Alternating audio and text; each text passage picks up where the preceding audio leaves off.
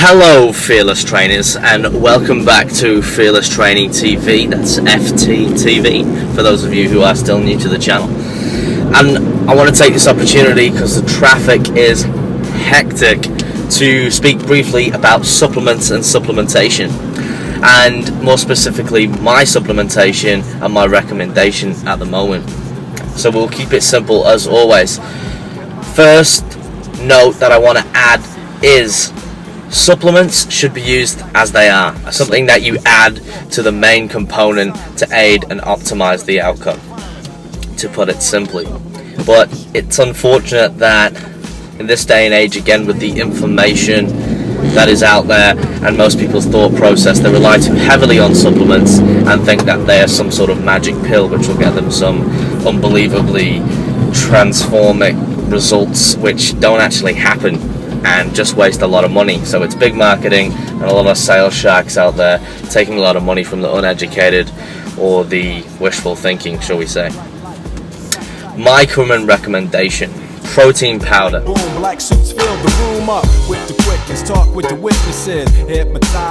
I would use protein powder if you have been training for a significant amount of time, say maybe a year or two, or you are someone who struggles to get a high dosage of protein or requires a high dosage of protein, whether that's through your training demands, your body demands because you're a larger person, or whether that your nutritional regime doesn't allow for it. For example, I know that some people cannot or are unable to consume that much protein within meats and fish or chicken or something like that, but it's not really an excuse. But again, it's a supplement. It can help you aid and hit your protein requirements for that particular day.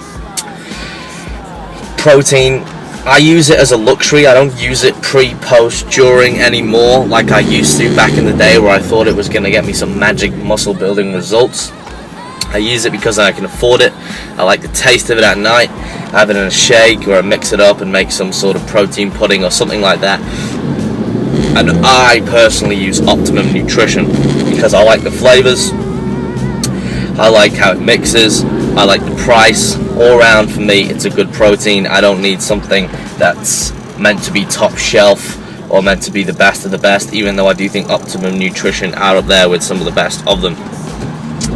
My second thing that I always use, my second reliant, would be fish oil. Fish oil, I really like. It's just an insurance policy, in my opinion. It protects your joints, make sure you're getting all your essential fatty acids in. It's a good idea, but again, I don't go crazy with it. I get a very cheap brand. I take 5 a day at the moment for my supplementation, and I get them in. I also supplement, and this is an extra. This, I believe, would be for more advanced trainers or someone who is training more regularly and taking their training more seriously. 3 to 5 grams of creatine and glutamine per day.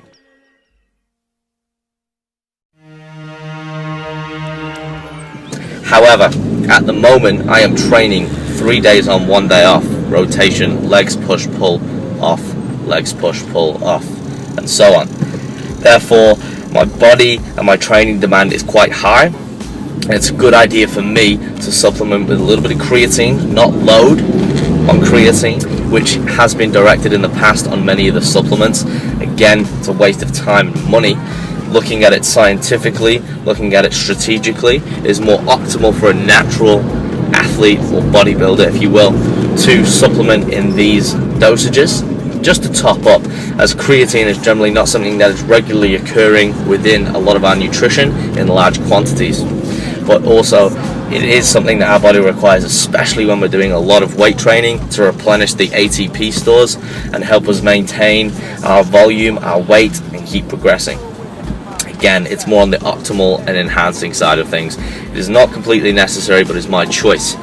Glutamine. Glutamine, one of the main amino acids. Again, it generally has been renowned to stop catabolism or help stop muscle catabolism. So this is the breakdown of the muscle or the amino acids within the body. Again, It's more on the optimal side of supplements, something that if you are a beginner, you shouldn't really be worrying about. Again, it's an insurance policy for myself, or if I'm a little bit sore, it helps me speed my recovery up that little bit faster because of my training regularity. And one of the last things possibly that I would recommend is a multivitamin.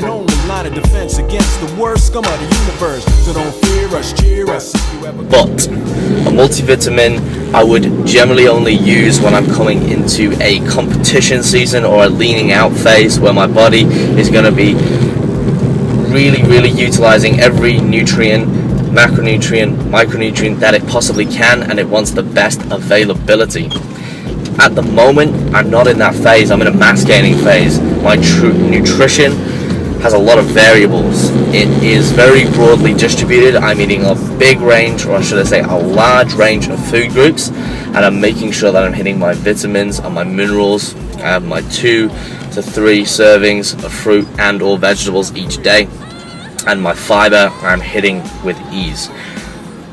So again, the multivitamin, yeah, a big part of it, a waste of time, because the amount of nutrients that you're going to absorb from it is going to be very minimal, and if you are eating a broad range of nutrition, then you wouldn't need it.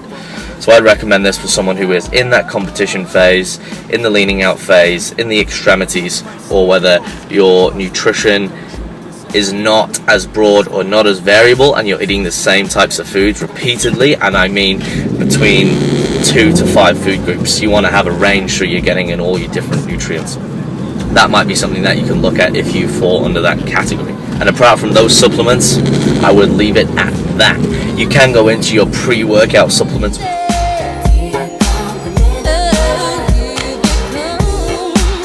I use occasionally, your ergogenic aids.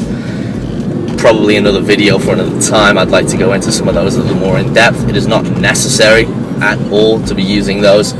The main take-home notes in this video, team, Fearless Trainers, is that don't waste money on supplements. Again, keep it simple. You don't want to be taking every supplement under the sun and ending up like a chemist. It's not worth it.